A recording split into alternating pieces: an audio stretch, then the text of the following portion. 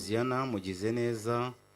Burya kugumana na Yesu tukabana nawe bidushoboza kuba abakozi be beza kandi yishimira b'abanyamurava. Ntekereza yuko ariyo ntego dufite iki cyumweru. Twatangiye kuva ku wa mbere tukaba tuzagisoza ku cyumweru. Rero kuba abakozi b'abanyamurava, ibisonga Imana yishimira. Ntiwabyishoboza, ntago wabikora ubwawe utagumanye n'Imana, ariko yugumanye n'Imana urabishozwa, uko byose tubishobozwa na Kristo uduha imbaraga. Reka rero nubundi dusengera imitima yacu igiye kwakira ijambo ry'Imana. Ariko reka nkurarikire mwene data aho uri hose, mu mirimo wari urimo ukora, aho waba uri, ndagusaba kugira ngo unyemerere ufate akanya gato nk'aka ngaka kugira ngo twumve icyo Imana idushakaho. Hari icyo Imana igushakaho, ntacyo wamenya rero udakinguye umutima wawe, udasabye kugira ngo Imana ibane nawe, kugira ngo ifashe umutima wawe, kugira ngo ikubake bundi bushya, Imana ikugirire neza. Reka rero dusenga Imana. Niturangiza gusenga turararika mwarimu Jean Paul hanyuma aze kutugezaho icyo Imana yashyize mu mutima we. Reka dusengane Imana. Nyagasani Mwami Imana yacu, tunejejwe n'urukundo dukunda, tunejejwe n'ibyiza uhora udutegura uko bwije uko bukeye, kandi ikidushimisha nuko buri munsi utugenera ifunguro ryacu. Uyu mwanya wa nonaha, muri aya masaha, muri iri teraniro, hari ifunguro wageneye abera aho bari hose, mu bihugu byose, ku isi yose. Mu izina rya Yesu turasenze kugira ngo imitima yacu uyihe kwakira ijambo ryawe, imitima yacu uyihe Mwami kumva icyo udushakaho, kandi imitima yacu duhe kugumvira ibyo udushakaho byose. Mu izina rya Yesu dusengeye umuntu wese ugiye kumvira ijambo, umwuka wawe wera ashorera ijambo kugira ngo rigire icyo rikora ku mitima yacu, mu izina rya Yesu Kristo. Urakoze rero, ngwino ubane natwe, ngwino ubane n'umukozi wawe, akubera umuyoboro, akubera igikoresho, kandi amatwi yacu yaziburire kumva icyo udushakaho. Urakoze, ngwino ubane natwe, tuguhaye ikaze. Icyubahiro n'ikibi cyawe, ni mu izina rya Yesu Kristo tubisabye, amen, amen. Karibu mwarimu, ngwino wegera hano hafi. Imana ishimwe. Pastor wacu arakoze. Nongeye kandi kubaramutsa mu izina rya Yesu Kristo umwami wacu. Amazina nitwa Jean Paul Nzaramba, nkorera umurimo w'Imana hano. Hanyuma turi ku munsi wa gatatu, ariko kandi birumvikana turi ku munsi wa n'ubundi wa 18 muri aya masengesho yateguwe mu itorero ryacu hano muri ADPR. Hanyuma turimo turavuga ku ijambo rivuga ngo bajye badutekereza ko turi abakozi ba Kristo, bajye badutekereza ko turi abakozi ba Kristo. Kuba umukozi wa Kristo cyangwa se umukozi w'Imana, bajye badutekerezaho, niba katwitiranye, niba katwita ikindi kintu, ahubwo twiyegurire kuba turi abakristo kandi turi abakozi b'umwami wacu Yesu Kristo. Niryo ijambo turimo turaganira, twahereyeho ku wa mbere muri iki cyumweru cyangwa se icyumweru cya gatatu cy'aya masengesho. Hanyuma mu nyemerere twongere dusome ijambo ry'Imana riri mu rwa mbere rw'Abakorino. Ni hahandi nyine turi busome ibice 4, umurongo n'uwa mbere n'uwa kabiri. Dusome ijambo ry'Imana mu izina rya Yesu. Abakorino ba mbere cyangwa se urwa mbere Paul yandikiye Abakorino, dusome ibice 4 umurongo wa mbere. Dusome ijambo ry'Imana mu izina rya Yesu. Haravuze ngo nuko rero abantu bajye badutekereza yuko turi abakozi ba Kristo, n'ibisonga byeguriwe ubwiru bw'Imana, kandi ibisonga bishakaho ko biba abanyamurava. Imana ishimwe cyane. Hanyuma uyu munsi tumaze iminsi tuvuga badutekereza, kuvuga abakozi ba Kristo, niyo magambo tumaze iminsi tuvugaho. Hanyuma twifashishije amagambo ari mu rwa mbere Paul yandikiye Timoteyo ibice 4 guhera ku murongo wa 12. Twagiye twifashisha mu byo tuvuga badutekereze nk'abakozi b'Imana. Hanyuma mu ngeso zacu badutekereze nk'abakozi b'Imana. Ingeso zacu aho tuba, aho dutuye, aho twirirwa, ntibagahinyura ingeso zawe. Hanyuma twongera turavuga ngo cya gatatu twavuze twavuze ko bakwiye kudahinyura urukundo rwacu, uburyo dukunda Imana n'uburyo dukunda abandi. Kuko usanga inshuro nyinshi dukunda kuvuga ngo ndagukunda cyangwa se urankunda, ariko ugasanga abantu benshi baheze mu magambo. Kandi Paulo yatugiriye inama, aratubwira ngo nimugakundane urumamo, urukundo rw'urumamo ni urukundo. Kandi twavuze ko urukundo atari amagambo, urukundo ahubwo ni ibikorwa, ni uburyo utanga serivisi, ni uburyo ubikorera abandi. Yesu yabivuze mu ijambo riri muri Mariko ibice 12, n'ubundi twagiye twifashisha muri izi ntego z'amasengesho no muri aya masengesho. Twagiye tubivuga muri Mariko 12:32-31. Bibiliya itubwira ngo dukundishe Uwiteka umutima wacu wose n'ubwenge bwacu bwose n'imbaraga zacu zose n'ubugingo bwacu bwose. Ibyo rero Paulo yararimo kubwira Timoteyo, aramubwira ngo nk'umukozi w'Imana urukundo rwawe ntiruzayinyurwe. Ibyo abantu bakubonana n'Imana ubwayo izabone kuyikunda mu mutima, hanyuma ukunde n'abandi. Imana iguha umugisha kandi Imana nibane nawe. Hanyuma ikindi kintu cya kane twavuze, hanyuma ujye uboreka nk'umukozi w'Imana uburyo ubaho mu kwizera. Ntabwo uburyo abandi bavuza induru. Ndatekereza ko abantu bose bari mu ngaruka z'ibibazo biri hari ku isi, kandi si uyu munsi gusa duhuye, si uyu mwaka wonyine wa 2020 ubwo wenda twahuye n'iki cyorezo cya covid. Ntabwo ari iki gihe cyose isi yahuye n'ibibazo. Igihe cyose isi ihura n'ibibazo igahura n'ibyiza, ariko umuntu w'Imana yagombye kugaragara afite kwizera, ataviza induru nk'uko abapagani bavuza induru, kuko induru zivuza abatazi Imana, ariko abazi Imana bizera Imana. Kuko iyo uvuza induru kwizera nta kuba ufite, ariko iyo wizeye Imana Imana ibana nawe, cyane ko n'ubundi umukiranutsi abeshwaho no kwizera. Ibyo rero umuntu w'Imana kwizera yagombye niba uri umukozi wa Kristo wagombye kuba ufite icyizere shobuja. Wagombye kuba ufite icyizere, ukajya ubwira abandi ngo databuja ari we Yesu ibibazo arabinkuramo. Hanyuma abapagani bavuza induru, wowe ntuvuze induru kubera ko Yesu uramufite. Yego, niko no mu Mika handitse, haranze ngo kuko uvuza induru nk'umugore rukunda, ntukavuze induru nk'umugore utwite. Oya, nubwo uri mu bibazo ariko wiringira Imana yawe. Niyo magambo twavuze. Ijambo rya nyuma twaravuze ngo, ijambo rya 5 twavuze ngo Imana igushoboze ntibagahinyura umutima wawe, ujye uhorana umutima uboneye imbere y'Imana nk'umukozi w'Imana. Twavuze ijambo rivuga ngo Imana ntiyaduhamagariye kwanduzwa, ahubwo Imana yaduhamagariye kwezwa. Kandi nk'uko waduhamagaye ari uwera, aba ariko natwe tubabera mu ngeso zacu zose. Umutima rero wawe Imana niyo iwukota cyane kuruta uko abantu bashobora kuwukota. Umuntu ashobora kugaragara inyuma abantu bakabona ari umukristo, ariko umutima wawe umurikira Imana, kubera ko mu mutima niko Yeremiya yanditse mu bice Yeremiya byanditse mu bice ni Yeremiya yego mu bice 17 yaravuze ngo ku murongo wa 9 yaravuze ngo umutima uruta ibintu byose gushukana, nta muntu ushobora kumenya indwara yawo, nta n'uwawumenya ngo awurondore, ngo ariko Imana yonyine ibasha kuwurondora. Ni imbere rero hariya rero aho abantu batabona uwumurikira Imana ikawumenya. Imana iguha umugisha rero, kandi Imana ibane nawe. Bajye badutekereza nk'abakozi b'Imana. Uyu munsi wo gusoza tugiye kuvuga ijambo icyo gisonga gikwiye kuba ikinyamurava cyangwa se umunyamurava. Ariko iri jambo umunyamurava nashaka ko tuza kuryumvikanaho.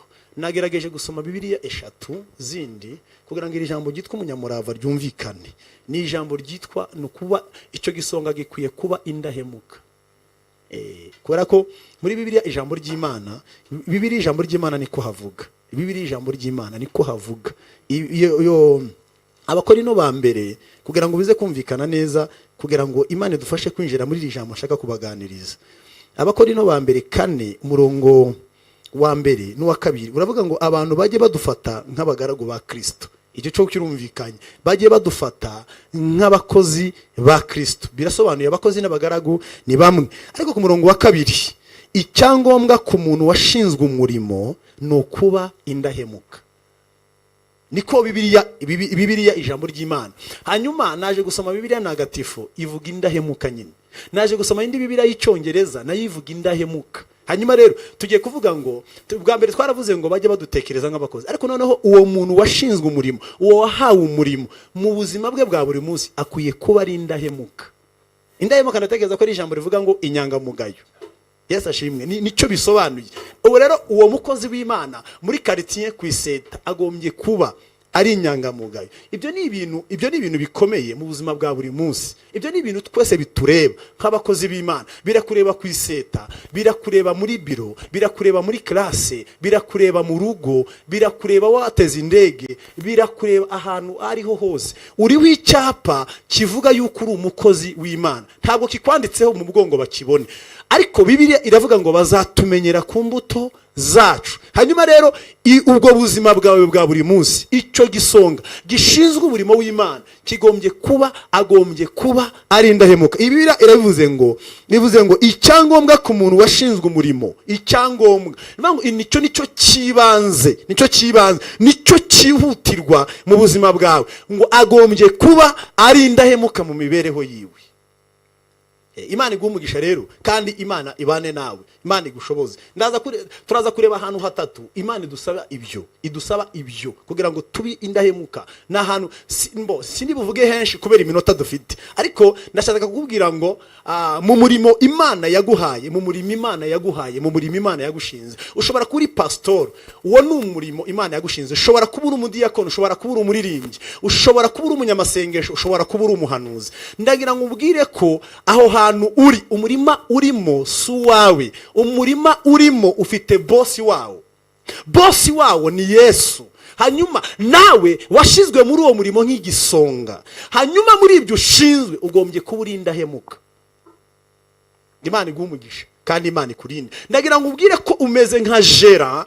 Igisonga nicyo bisobanuye, umeze nka Jera muri uwo murimo. Ngo wahawe umurimo, ariko uzajya ukorerwa audite, uzajya ugenzurwa mu byo washinzwe. Niba uri pasiteri, niba uri umudiyakoni, uzajya ukorerwa audite. Ntabwo ari ibintu ukora ariko utagenzurwa. Uzagenzurwa kandi uzamurika ibyo washinzwe. Niko Yesu yabivuze muri Matayo 24 umurongo wa 19. Niko yabivuze. Yarabivuze ngo igihe kimwe tuzaza tubarane. Tuzabarana na Yesu. Ndagira ngo ubwire ko mu murimo wahawe uyobora umudugudu, uri muri nyobozi, ndagira ngo ubwire kuri igisonga uri Jera. Hari ibyo wahawe gukora, ariko ibyo ukora si ibyawe, ibyo ukora ni ibya Yesu. Wagombye rero kubikora nk'ukorera shebuja mukuru witwa Yesu. Ntabwo rero areba nk'uko abantu bareba ibigaragara, ariko bareba mu mutima. Kandi adukota, kandi ibyo akota ntabwo yibesha, nta nubwo abesha. Ibyo ahamije niko kuri, kubera ko atajya asobwa n'ikintu icyo ari cyo cyose. Ibyo rero wagombye rero kubikora uzi ngo bosi mukuru azaza akungenzura, kandi azaza atanga amanota. Imana igufashe kandi Imana ikugirire neza. Niba uyoboye umukumbi w'Imana, menya ngo aba bantu uyoboye sabawe, naba Yesu. Hanyuma kubera ko rero wagushize muri uwo murima, wagombye kubikorana ubudahemuka, wagombye kubikora uri inyangamugayo mu byo ushinzwe. Harimo byinshi, harimo abantu, harimo ubutunzi muri uwo murima, harimo ibintu bitandukanye. Ibyo byose ugomba kubigenzura, ugomba kubirinda, ariko uzi yuko uri Jera rimwe uzatanga raporo. Yesu agumugisha kandi Yesu nabane nawe, kandi Yesu agufasha. Nusoma Itangiriro 6 umurongo wa 22, tubona umugabo mwiza wakoze amateka meza. Ibintu byose abikora. Nusoma kuri 22 ni amateka y'umugabo witwa Nowa yakoze amateka meza. Nuze gusoma mu Baheburayo 11 ku murongo wa 7, urasanga Nowa ari mu ntwari zo kwizera. Nusoma kuri 22 Itangiriro 6:22, iryo jambo rivuga neza cyane ngo Nowa ngo abikora byose nk'uko Uwiteka yamutegetse. Yarazi ko ibintu arimo gukora atari ibye, yahawe mission, yahawe akazi. Aramubwira ngo Nowa, bazi nguge ugiye kunkorera, ariko ibyo ugiye gukora ni ibyanjye. Hanyuma nzaza kubireba ko wabikoze neza. Igiti kizaba kiri mu rubaho rwitwa gofero, mu giti cyitwa gofero. Ntabwo uzafata cyprès, ntabwo uzafata ribuyu, uzafata ni igiti cya gofero nicyo uzafata. Nicyo yafashe. Hanyuma Imana iramubwira ngo uzakoramwa amazu 2, iya mbere iya kabiri, ntabwo ari 3 n'ebyiri. Ibyo nzabigenzura. Ndashaka kubikora uko ngize gute mbishaka. Mezire zizaba zingana gutya, uburebure bw'umurambararo, uburebure bujya hejuru, n'ubugari. Imana imuha mezire. Izo zose hanyuma imiryango izaba ari iyi, uwo hasi n'uwo hejuru, idirisha niri. Nowa abikora uko Uwiteka yamutegetse. Bibiliya yavuze ngo icyo gisonga kigombye kuba ari indahemuka mu kazi k'Imana. Yesu agufashe kandi Yesu abane nawe. Nowa ngo abikora uko Imana yagize gute yamutegetse. Ni urugero rwiza rw'umugabo wakoze amateka. Uyu munsi Nowa tumwibuka nk'umugabo wakoze amateka ariko yakoreraga Imana. Ushobora rero kuba uri umukozi w'Imana ariko ufite imirimo myinshi ushinzwe. Hanyuma iyo mirimo ishinzwe iyo yose uko ingana bagombye kwikora mu budahemuka, nta gahunda nimwe wica, nta tegeko na rimwe wica, utirengagiza ibintu bya Yesu, ahubwo ubiha agaciro kuko Imana ireba umutima. Yesu aragufashe kandi Yesu ushobora kubura umuririmbyi muri korari ariko ni ibintu ugomba gukora neza. Si ibintu ugombye gukora uko ubishaka, ahubwo ni ibintu ukora uko Imana ibishaka. Kuko si iby'abantu, ntubikora kandi uko abantu babishaka. Ntuca imanza nk'uko abantu babishaka ubera cyangwa uri inyuma y'abantu. Uca imanza mu mwanya wa Yesu, ukabikora uko Yesu abishaka. Niba ari aburenganura ukabarenganura uko Yesu abishaka. Ibintu byose ukabyuzuza nk'uko Yesu yabyuzuza, kubera ko uhagarariye Yesu muri uwo murimo washinzwe. Uhagarariye Yesu, ugombye kubikora nk'uko Yesu yabikora. Yesu abaye ari pasiteri aho ngaho kuri uwo mudugudu, Yesu abaye ari diyakoni muri Nyobozi, uko Yesu yabikora niko na diyakoni yakagombye kubikora. Ntarobanura ku butoni, abantu bose imbere ya Yesu barangana. Niko na pasiteri na diyakoni n'umuririmbyi n'umuyobozi muri korari, abantu bose bafata kimwe.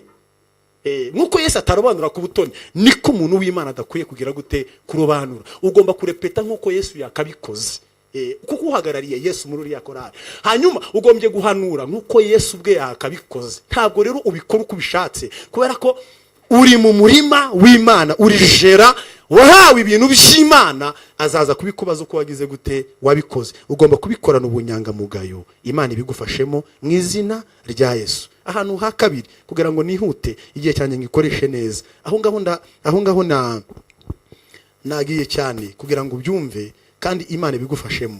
Imana ikugirire neza aho ngaho mu murimo w'Imana. Hari wabikoze kugira ngo nze ku cya kabiri ubyumve neza. Nusoma Abalewi 10 guhera ku murongo wa mbere, hari abantu batabikoze neza. N'umwana witwa n'abahungu bitwa Nadabu n'uwitwa Abihu. Uraza kureba usanga Imana barabana b'abatambyi, nabo barabatambyi mu murimo w'Imana, ariko bakoraga mu mashifti cyangwa se bakoraga mu bihe. Bamwe bakoraga mu gitondo, abandi bagakora nimugoroba, cyangwa se abandi bagakora wenda, ariko bahoraga bari ku gitambo, bahanahanaga igihe.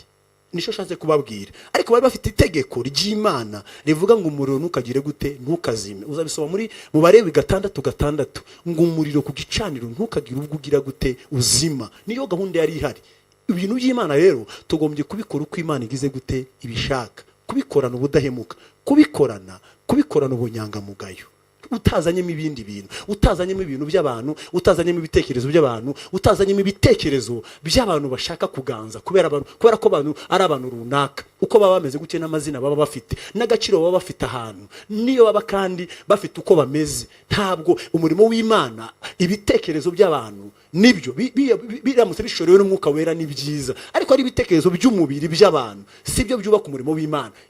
Tugendera ku bitekerezo bya Yesu, kuko ko uyu mushinga turimo ntabwo ari uw'abantu, ni umushinga wa Yesu. Nta wundi wapfiriye abantu, ni Yesu wadupfiriye. Nta wundi rero wapfiriye itorero, ni Yesu waripfiriye. Ntubikora mu nyungu z'abantu, ubikora mu nyungu za Yesu. Nturirimba mu nyungu z'abantu kuko ntukorera abantu, nturepeta n'ubwo ubwiriza mu nyungu z'abantu, yewe ntugahanure mu nyungu z'abantu, kuko ubwo buhanuzi ntabwo wabihaye kugira ngo abantu bishime, banezerwe, bagubwe neza. Yego, niba ari Imana ishaka ko bakira cyiza, niba cyakira, ariko ibyo byose bikorwe mu nyungu z'Imana. Abo bana Nadabu na Abihu baratangaje cyane, baragiye igihe cyabo cyo gukora kigeze, ni 1 kabiri ngo bagezeyo ngo bacana umuriro udakwiye. Niba barakinye ubute, niba baragiye bigira bigira mu mikino, bagarutse basanga umuriro w'Imana wazinye. Itegeko ryavugaga gute? Ryavugaga ngo umuriro w'Iteka ntukazime. Nta kindi cyabaye, bahise bapfira imbere y'icyo gicaniro kuko umuriro wagize gute? Wazimye. Bari abahungu ba Aroni, bahise bapfa. Iki gihe rero cy'isezerano rishya biragaragara ko ntabwo abantu bahita bapfa, ariko ikibabaje nuko abantu bapfa bahagaze. Ntabwo bapfa gutya ngo barambarare umubiri upfe ngo bakujyane Rusororo cyangwa bakujyana ahandi. Oya, ariko abantu badakora umurimo w'Imana nk'uko bitegetswe. Ikibabaje nuko ubugingo bwabo bupfa umunsi ku munsi, bagapfa bahagaze. Abantu bakajya baririmba ariko barapfuye. Bene Aroni bahise bapfa kubera ko batigeze babera amaso umurimo w'Imana, batigeze babera amaso igicaniro. Yesu nagufashe, Yesu akugirire neza mu nshingano zawe. Umuriro w'Imana ntukazime. Rimwe muri wowe ntukemere ko umurimo w'Imana uzaho igitutsi. Bikorwa nk'uko Yesu yagize gute? Yabitegetse. Yesu nagufashe mwene data, kandi Yesu akugirire neza. Yesu nagufashe. Hari urugero Yesu yatanze ruri muri Luka 16 guhera ku murongo wa mbere. Hari amagambo yavuze, avuga igisonga kibi. Shebuja yarakibwiye igisonga kibi. Ni Luka 16. Ni igisonga kibi noneho cyari gifite amakuru n'amateka atari meza, aho ngaho cyari gishinzwe umurimo. Ngo ariko shebuja ngo amaze kumenya amakuru yacyo, ngo arakibaza ngo namaze kumenya amakuru yawe, uhereye nonaha ntukiri igisonga mu bwami bwanjye, kubera ko makuru yawe narayumvise ukora nabi. Ngo kigira inama, niko ayo makuru avuga, ni Yesu wayavuze. Ngo kigira inama, ngo kiratekereza, kiravuga ngo ko guhinga ntazabishobora kandi bakaba banyirukanye, kandi ko gusaba ntazabishobora, nzabigenza gute?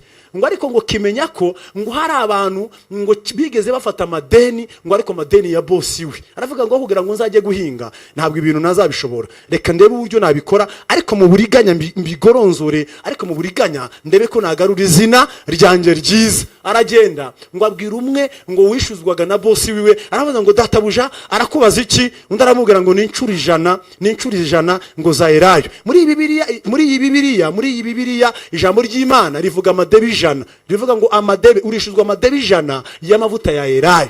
Undi aramubwira ngo andika hano vuba yuko uzishura databuja amadebe 50. Hanyuma andi madebe 50 ashera ku ruhande rwiwe. Arongera ngo ashaka undi, aramubwira ngo akwishyuza inshuro zingahe z'amasaka. Undi aramubwira ngo ni imifuka 500 y'amasaka ngomba kwishura boss wawe. Undi aramubwira ngo andika vuba imifuka 400. Hanyuma indi 100 nawe ashera ku ruhande rwiwe. Hanyuma ngo araza ngo azanira raporo shebuja. Yesu avuga gute? Ngo shebuja ngo abonye ibyo yakoze, ngo ashima icyo gisonga kibi. Avuga ijambo rikomeye, aravuga ngo kuko abana b'iyi si ni abanyabwenge ku ngoma yabo, ngo ariko abana b'umucyo bo ntibajya babimenya kwiteganyiriza.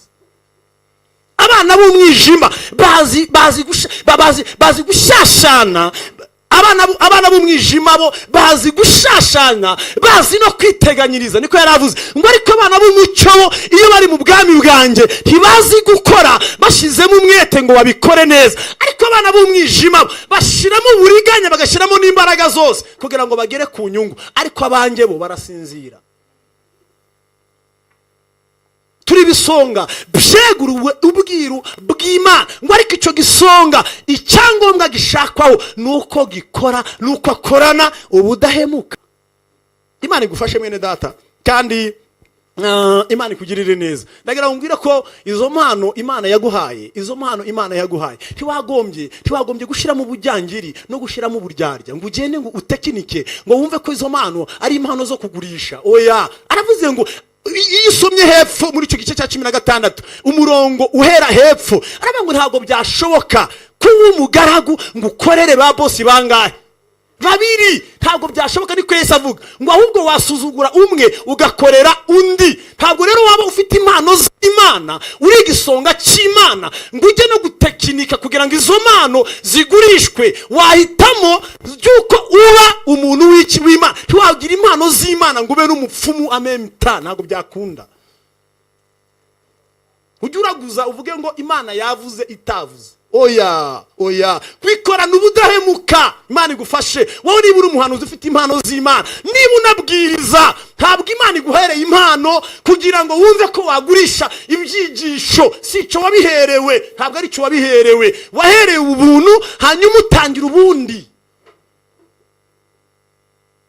Imana ikugirire neza, Imana igufashe. Hari ibintu bidashobora kuba, izi tekinike ntabwo zakunda mu bwami bw'Imana. Izi tekinike zikunda mu isi, ariko mu bwami bw'Imana izi tekinike ntabwo zikunda. Ntabwo wakwesa rushira abantu mu cyumba babwira ngo Imana iravuze kuva mu gitondo, ngo iravuze ngo abantu bakuzanira amafaranga. Ntabwo byemewe. Hanyuma uhanure ngo ko mutanyishuye, ntabwo byakunda. Izi tekinike ntiwakorera abagaragu, ntiwakorera abami babiri, niko Yesu avuze. Ntiwakorera abami babiri, ntabwo byakunda. Ahubwo ukorera umwe. Kandi kwa Yesu kumukorera ni gute? Nuko impano yaguhaye uzikoresha nuko yaziguhaye. Icyo yaziguhereye uzikoresha uko icyo yaziguhereye nyine ukabikorera neza, hatarimo uburyarya, hatarimo ubuhemu, hatarimo weskro.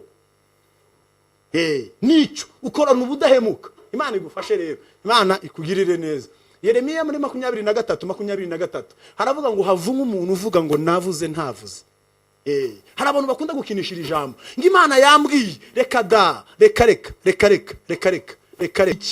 ivuga kubera iki? Ntabwo Imana ipfa kuvuga, ntabwo Imana ari radio, ntabwo Imana ari radio ushobora gushira kuri radio 1, ushire kuri radio 10, ushire kuri life radio. Ntabwo Imana wayishiraho ushaka, ntabwo Imana ivugwa uko ubishaka, Imana ivuga yabishatse. Izo mpano rero ntabwo ari uburyo bwiza kugira ngo abantu beskuroka abandi. Oya, ngutinzeho kubera iki? Ngutinzeho kubera ko ari cyo kibazo gihari mu madini no mu matorero no mu murimo w'Imana. Hari ikibazo cyuko abantu bashaka kugurisha impano z'Imana. Mwibuke Eliya mu bice bingahe? Sabami ba kabiri buriya ibice 5. Igihe Namani aza aje kwivuza, yamuzaniye zahabu, aramubwira ngo impano y'Uwiteka ntabwo igurwa, ntigurishwa. Niko yabisobanuye, niko yabikemuye. Uwo ni umuhanuzi w'Iteka, nawe afite amateka ye akomeye. Uri igisonga cyeguriwe ubwiru bw'Imana, ngo icyo gisonga icyangombwa gishakwaho nuko uba indahemuka mu murimo wawe wagabiwe n'iki? N'Imana. Nuko uba indahemuka mu murimo wawe. Repetera igihe, reka gukinisha umurimo w'Imana. Reka gukinisha umurimo, repetera igihe, bikorera igihe, amateraniro yakorera igihe. Kora gahunda z'umurimo w'Imana neza, hatarimo amafuti, bikorana ubudahemuka. Igihe ni igihe ku Mana, reka gutumwa. Imana igufashe kandi Imana ibane natwe. Niyo mpamvu Abalewi 22:9 havuga gite? Haravuga ngo nicyo gituma bakwiriye kwitondera umurimo nabarindishije, utabazanira icyaha ukabicisha kuko bawononye. Nicyo gituma bakwiye kwitonda, bakitondera umurimo w'Imana ukorerwa igihe. Ntabwo ari ugukina, ntabwo ari blague. Umurimo w'Imana ukorana ubudahemuka. Imana izabiguhembera mwene data, Imana izagufasha. Nose mu kazi bavuze ngo akazi gatangira saa moya, hari ibigo bifite ibyuma ukoza mu rutoki bakamenya ko winjiye saa moya zuzuye. Hari n'abandi basinya. Kubera iki basinya buri munsi? Basinya buri munsi kugira ngo bosi wabo mukuru amenye igihe abakozi bagiye gute baziye. Kubera iki abakozi b'isi, abo bakozi basanzwe ibyo ngibyo babimenya, bakubahiriza igihe. Ariko twebwe iyo duterana ubona abantu baza bazembeya, udutagira ngo ntibaza aho bagiye, abarepeta ntibaza aho bagiye, abakora ibintu y'Imana ukabona barabikinisha. Ariko umurimo w'Imana tuwukorana ubudahemuka, tuwukora uko Imana ibishaka. Tubikora uko Imana igize gute ibishaka. Nigeze mbaza umurimbyi umwe n'amaza, ese yakoraga mu majyaruguru ataye Kigali, arambwira ngo nkori rurindo mbi Kigali, ariko saa moya zuzuye yakoraga muri centre de santé. Saa moya zuzuye mbangezeyo mu Kadomo, saa moya zuzuye sinjya nkererwa n'umunota n'umwe. Ariko bijya bingora kubyuka ku cyumweru ngo nje muri korali. Bimugora kubyuka ajya muri korali, ariko ntibimugora kuwa mbere kugeza kuwa gatanu. Iyo tujya mu murimo w'Imana biratugora kubyuka, ariko iyo tujya mu bindi ntibitugora. Umurimo w'Imana ni ikitangaza, umurimo w'Imana ni mwiza. Umurimo w'Imana ushiremo imbaraga, ukorana ubudahemuka. Yesu akugirire neza mu izina rya Yesu. Yesu anagufashe mwene data, ukorane ubudahemuka. Nibyo Imana igushakaho muri Yesu. Ubona ko ibintu by'Imana ni ukubicererwamo. Uzatanga iyi misanzu mu murimo w'Imana ukabicererwamo, ariko bakubwira indi misanzu yo ku ruhande ukayitangana n'umutima wawe wose. Ariko imisanzu yo mu murimo w'Imana no mu murimo w'Imana ukabitanga ugononwa, ntabwo ari byo. ufite icyo ushinzwe mu murimo w'Imana no mu nzu y'Imana. Imana nikugirire neza kandi Imana igufasha. Ahantu ha kabiri, mu kazi kawe ka buri munsi, ndagira ngo mwibutse ko ako kazi kawe ka buri munsi ni Imana yakaguhaye, ni Imana yagukinguriye umuryango. Niba ukora muri leta, ni Imana yagukinguriye umuryango. Niba ukora muri biro runaka, niba ukora muri banki runaka, ni Imana yagukinguriye umuryango. Ahantu hose, niba wikorera, ucuruza cyangwa ukorera abandi, aho hantu hose ni Imana yagukinguriye. Aho hantu hose ugomba kuba uri igisonga gishakaho kubikora n'ubudahemuka. Kubera izihe mpamvu? Kugira ngo abo bantu muri kumwe bakijijwe cyangwa badakijijwe nibakubona bagutekereze nk'umukozi wa Kristo, kuko ni Imana yahagushize kugira ngo icyubahiro cyayo kigaragare. Ni Imana yahagushize kugira ngo icyubahiro cyayo kitabura. Nusoma gatandatu Daniyeli yakoreraga leta. Daniyeli yari umukozi wa leta i Babuloni, ari umukristo, ari umuntu w'Imana, ariko ukorera leta i Babuloni. Kuba umukozi wa leta si icyaha, ariko nagira ngo ubwire ko aho ngaho Imana nawe irashaka ubunyangamugayo, irashaka ijwi ryawe kugira ngo abatazi Imana bamenye Imana. Nicyo wahashiriwe, niba ukora mu murenge, niba ukora mu karere, niba ukorera mu mujyi, niba ukorera muri ministeri, aho niba uri umuntu w'Imana, ntabwo Imana yahagushiriye ngo hanyuma icyubahiro cyayo kibure. Yahagushiriye kugira ngo icyubahiro cyayo kitabura. Nicyo yakahashize undi, ariko ntiyabishatse, yahashize wowe. Iriya klase wigamo, kora ibishoboka byose icyubahiro cy'Uwiteka nikibure. Iriya seta urimo, icyubahiro cyayo nikigire gute? Ntikibure. Daniyeli yarakoze kugeza ubwo ngo bamushakaho, ngo bamushatseho amafuti, bamushakaho n'ibyaha barabibura. Bamushakaho ibyaha barabibura, bamushakaho impamvu yatuma agwa mu makosa. Reka nkubwire, kora ibishoboka byose abantu batakubonamo impamvu muri izo serivisi urimo, kuko abantu birirwa bavuga ngo nta barokore babaho, nta bakristo bakibaho, nta matorero abaho, ibintu byose byarapfuye. Oya, ibintu byose byarangiritse. Oya, abantu b'Imana baracyariho, Imana iracyagukeneyeho, iracyagufitiye icyizere nk'uko yakigiriye Daniyeli. Mu kazi kawe Yesu agufashe, Yesu akugirire neza. Yesu akugirire neza mwene data. Mu kazi kawe Imana irashaka kubona ubunyangamugayo. Imana irashaka kubona abantu b'Imana. Uri umusore, uri umukobwa, uri umugabo, uri umugore, aho hantu uri Imana iragukeneye cyane. Ntabwo Imana ikoresha ibiti, Imana ikoresha abantu bayo. Ibisonga byegura ububwiro bw'Imana, ibisonga byahawe akazi n'Imana. Imana irashaka ko icyangombwa kuri bo baba indahemuka mu kazi kabo ka buri munsi. Daniyeli barebye ngo barebe niba gukererwa barabibura. Bareba niba atangira raporo igihe, barabibura. Abasanga atangira raporo. Bareba niba amafaranga ashinzwe muri departement yiwe, kugira ngo arebe ko ayo mafaranga yose yakoze neza. Barakora audit, ibintu byose barabigenzura, ngo bamuburaho icyaha, bamuburamo amafuti. Birakenewe mwene data, birakeneye. Hari amafaranga ushinzwe mu kazi kawe, nyaboneka ntibakubonemo impamvu mu buryo bumwe cyangwa ubundi, ntibakubonemo impamvu. Ukunda gukererwa mu kazi, impamvu warazitanze rwose, ntabwo ari byo. Pose niba ari isaha imwe, gerageza isaha imwe. Niba mwarutse saa 6 mukagaruka saa 7, cyangwa ari amasaha 2 mukagaruka saa 8, byubahirize. We kuza saa 8 n'igice cyangwa uze ngo saa 7 n'igice. Iyo ubyica rimwe na rimwe, gahoro, uba urimo kuhubaka amateka yawe. Iyo ukererwa, iyo wica gahunda, urimo kubaka amateka yawe hano. Niba nugwa mu ikosa, bazahera ku makosa bakubonanye. Daniyeli rero ibyo byose yarabyirinze mu kazi. Imana ikumfashirize. Muri classe itegeko ry'ishuri uko rivuga nuko batangira saa 2 bagataha saa 7. Nuko bisobanuye mwene data mushiki wanjye, utaha saa 7. Hari ibintu twajyaga dukora kera muri secondaire tutarakizwa, byo bitago nugukarota. Baza gushakaho impamvu kubera ko karota. Ntabwo ari byo, ntabwo utahigiye cyo gutaka itaragera. Keretse bagize impamvu runaka, kandi nabo ugasaba uruhushya. No mu kazi basaba uruhushya. Daniyeli mu kazi kabandi bamushakamo impamvu barayibura. Baravuga ngo ubwo tubuze impamvu muri Daniyeli, tuzamufatira ku mategeko y'Imana ye. Aho rero niho Imana yashakaga kugira ngo nabo ibakubite. Abamushakaga impamvu izabakubite batikure, kubera ko bamufatira ku mategeko y'Imana. Mwene data, ndimo ndakugira inama, ndimo ndaguhugura. Mu kazi ushinzwe, Imana irashaka kubi inyangamugayo. Niko Bibiliya ikoresha, niko yabikoresheje muri Daniyeli 6. Iyi Bibiliya yakoresheje zina. Nusoma 6:5 ukumva ukuntu havuga. Kubera ibyo abo bayobozi n'abategetsi bashakishaga, ibyo bamurega cyerekeye umurimo yarashinzwe n'umwami. kubyerekeye umurimo ngo yarashinzwe n'iki n'umwami, ngo bashakaga ngo muri uwo murimo yashinzwe n'umwami, ngo bashakaga ngo bamukuremo impamvu, ariko baraheba n'umwami, ariko bamuburagaho ikosa n'icyaha kuko yari inyangamugayo. Yari inyangamugayo. Muri iyo banki ukoreramo hari amateka uhakora. Uriya munota umunsi ukererwa, iriya minota 6 ukererwa, uba urimo gukora amateka atari meza. Kandi biravuga ngo abica gahunda tujye tubacyaha, niko birivuga. N'utundi tuntu ugomba kubikora uko mu kazi bitegetswe. Niba baguhaye essence ngo izakora amakuru usangana gutya, reka mwene data cyangwa se mushiki wanjye aho hantu uri, reka gufata essence y'abandi ngo ijyane mu makuru se yawe. Ntabwo byemewe. Byubahiriza uko bikozwe, niko byubatse. Apana gufata essence y'abandi ngo ishire mu makuru yawe, mu business zindi ziri ku ruhande na famille yawe n'ibindi. Ntabwo byemewe. Ni impapuro zo mu kazi zikora mu kazi, ntabwo zijya handi.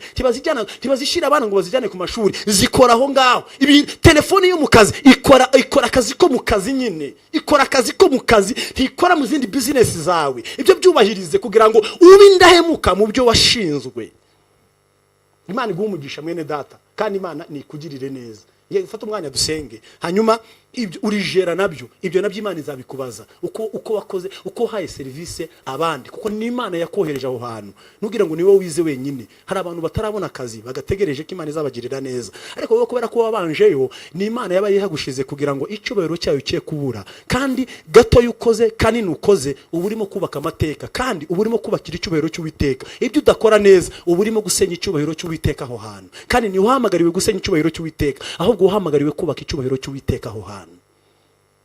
Imana igufasha uburyo ubana n'abandi aho hantu hose, ube indahemuka nk'uko Bibiliya yabidusabye. Ahantu ha gatatu ni mu rugo rwawe, niba uri mama, niba uri papa, Imana nta kindi yagushize. Urijera w'abana. Imana yabaye igutije abana kugira ngo nabo ubabwire ubutumwa bwiza, ubarere ubahe indero ya Gikristo, ubarere neza. Mama, Imana yagutije abana, abari abana warababyaye ariko sabawe. Urijera urugo, urijera urwo rugo ni Imana yarutangije. Abo bana ni n'ab'Imana, ariko yarabaguhaye kugira ngo ububarera, urijera wabo. Barere rero neza, kuko nabyo uzabibazwa. Nusa gusoma neza muri Yobu, aba rero tunasenga tunasoza.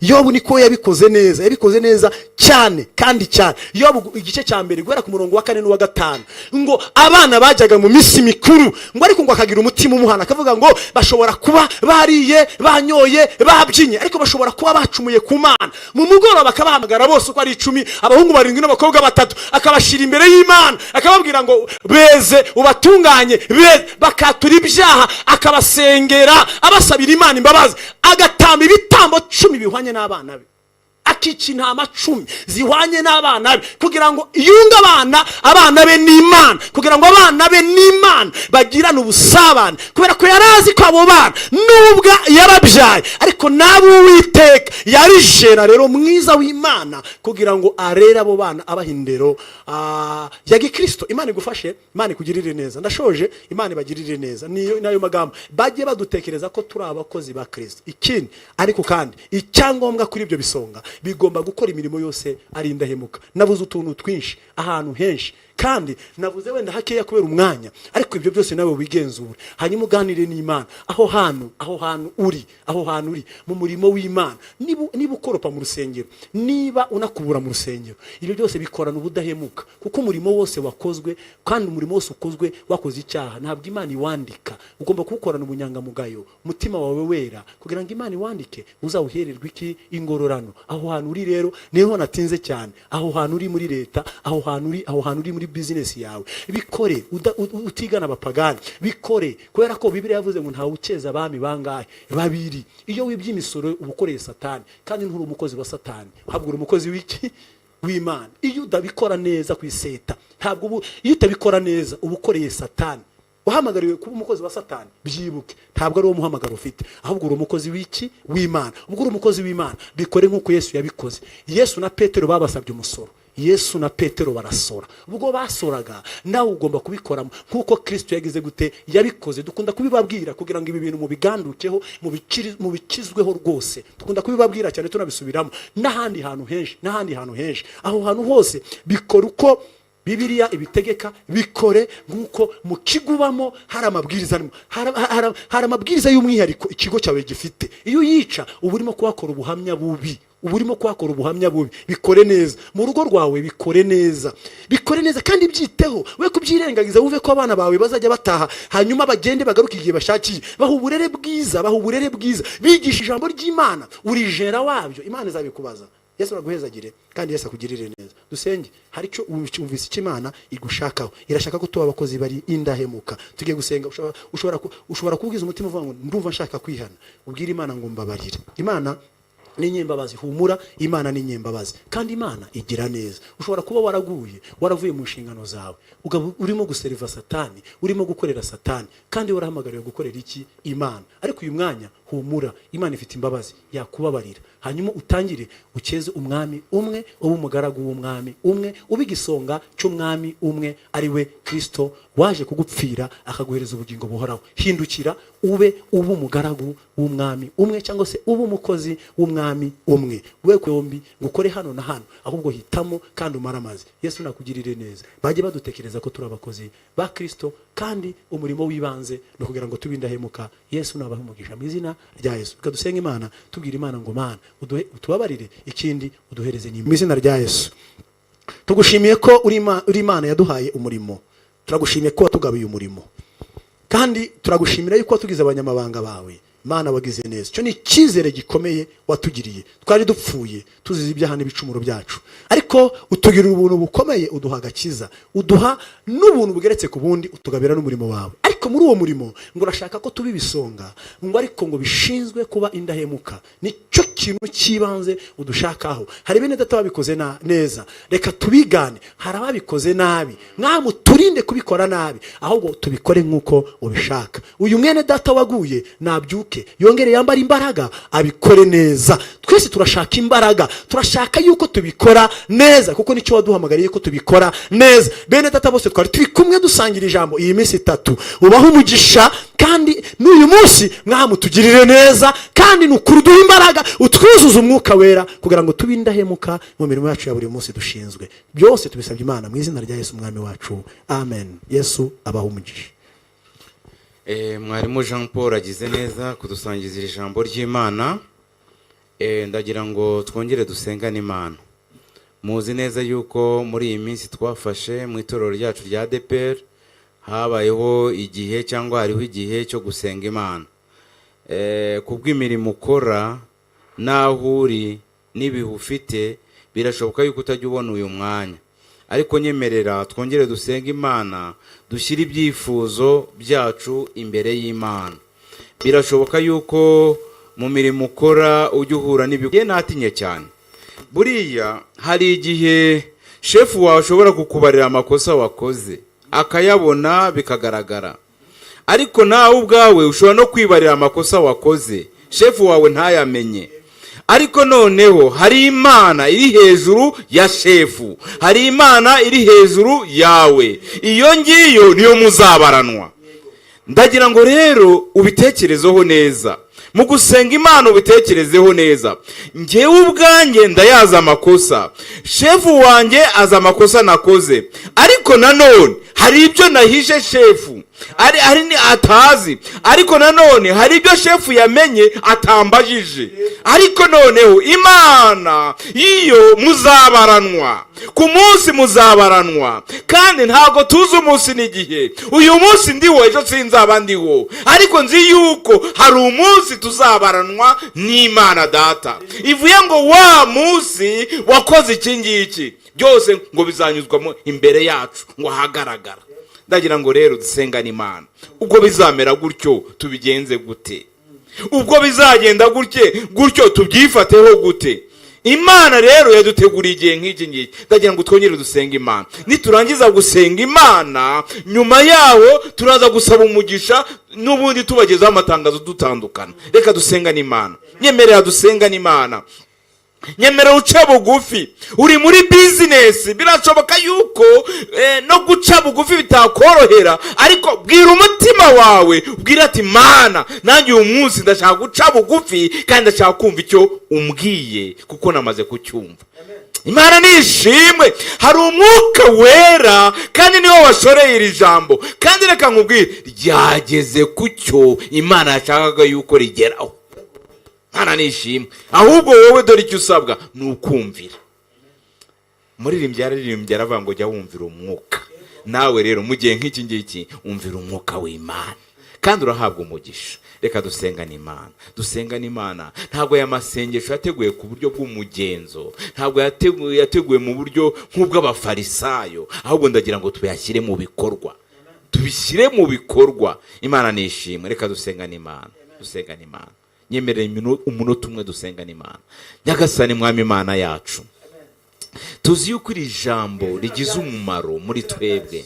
Tuzi yuko iri jambo ryashorewe n'umwuka wera, ariko igikwiriye gukorwa ni ugufata imyanzuro y'ikiri jambo ridusabye. Mu izina rya Yesu, dukora bizinesi hirya hatandukanye, dukora mu maserivisi menshi atandukanye, ariko izi mpuguro ndagusaba kugira ngo Mwami Yesu, izi mpuguro umwuka wera adusobanure cyangwa duhaye, turizishyire mu bikorwa. Hahandi dukora, muri ya mabanke dukoramo, muri bwa bucuruzi dukoramo, muri za bizinesi zose tubamo, mu izina rya Yesu ufashe mwene data gushyira mu bikorwa ikiri jambo ridutegetse, kandi ntabwo umutwaro wawe uremereye. Haleluya! Icyo bidusaba gusa ni ukwemera tukayoborwa n'umwuka wera. Icyo bidusaba gusa ni ukwemera tukumvira ijambo ryawe. Icyo bidusaba gusa ni ukukumvira. Nidukumvira ibisigaye, kuko ijambo ryawe riradusaba kugira ngo dutere urutambwe rumwe, izindi uzidufashemo.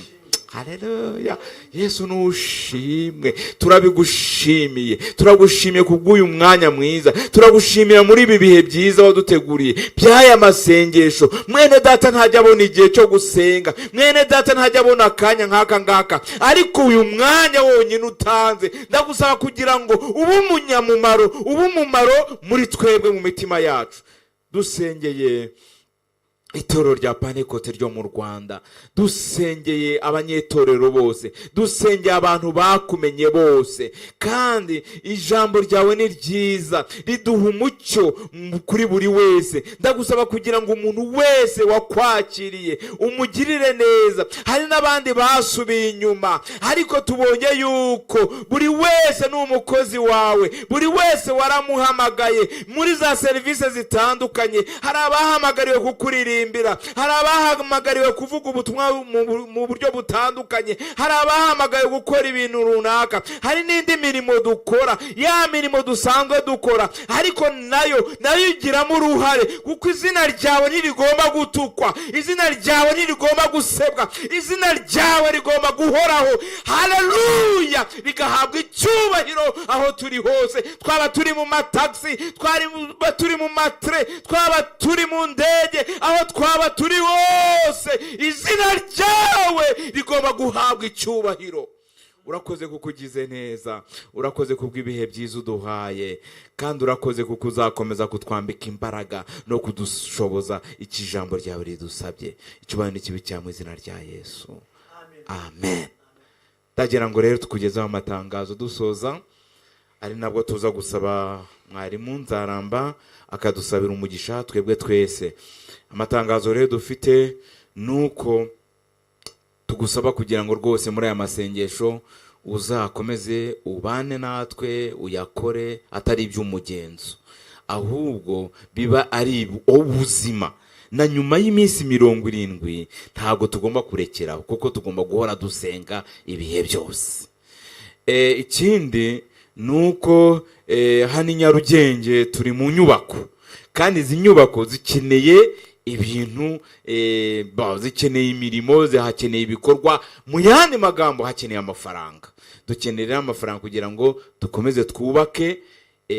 Ntibyoroshye, urusengero rurimo kubakwa ku baruzi ni urusengero runini rugari, ruzakira abantu benshi, ruzakenera ibintu byinshi, kandi ruzakenera tekinoloji ziriho iki gihe, kuko nizo dusabwa mu nyubako zigezweho iki gihe. nuko nguko rero ni nayo mpamvu rero dusaba inkunga, Imana igufashe ikwereke icyo ukwiriye gukora. Dore aho washyira ayo mafaranga ni kuri Beka, wayashyiraho, konti ziragaragara, hari na Populaire ziragaragara. Ariko nanone tugomba gukiranukira Imana mu byo dukora, muri za serivisi dukora, baguhembye, wacuruje, tugomba gutanga icyo twita icyacumi n'amaturo. Ni ngombwa ku mukristo kuwamenya Imana. Cyo kuri utari wamenya Imana si ngombwa, ntabwo igisubizo ko atari ngombwa, ariko kuwamenya Imana ni itegeko ry'Imana. Imana iguha umugisha. Dore konti nazo niziriye rero, no gufasha abakene n'ibindi byose turabikora. Ndagira ngo rero tugusabire umugisha cyane cyane kuko wabanye natwe kandi ukaba wumvishije ijambo ry'Imana. N'iriya mirimo yindi nayo ni ngombwa, Imana nayo iguha umugisha. Reka dusabe mwarimu asenga Imana. Mana, turagushimiye mu izina rya Yesu, tugushimiye ko waduhaye ibihe byiza, tugushimiye ko wadushoboje. Wakoze mwami kubabonetse bagaterana, ubaho umugisha abari mu Rwanda, abari mu mahanga, abantu bose twari turi kumwe muri iteraniro, ibagabana umugisha w'Uwiteka kandi ubagirire neza. Bari muri tekinike, ubaho umugisha badufashije kugira ngo aya mashusho n'aya majwi bigere kuri bene data. Pasiteri watuyoboye agabana umugisha wawe, twese uduhereze umugisha, kandi muri iki cyumweru dukomeze tubone ukuboko kwawe. Muri iyi minsi ikurikiyeho dukomeze tubone mwami Imana imvugo yawe, kandi ijwi ryawe rikomeze riganze ubugingo bwacu. Ubushake bwawe ni bube, kandi ni ukuri ukomeze kutuyobora mu nzira yo gukiranuka. Urakoze ko uduhaye ibihe byiza, kandi urakoze gutanza umugisha abagiye kurambura ibiganza, bagatanga amaturo, bagatanga icyacumi, bagatanga imisanzu y'inyubako. Nabo mwami uko barambuye ikiganza bakora, nabo baramburira ikiganza, ubaho umugisha. Icyubahiro n'ikibi cyawe tubisabye Imana mu izina ry'ukomeye ry'umwami wacu Yesu, amen. Amen. Imana ibahe umugisha. Asante.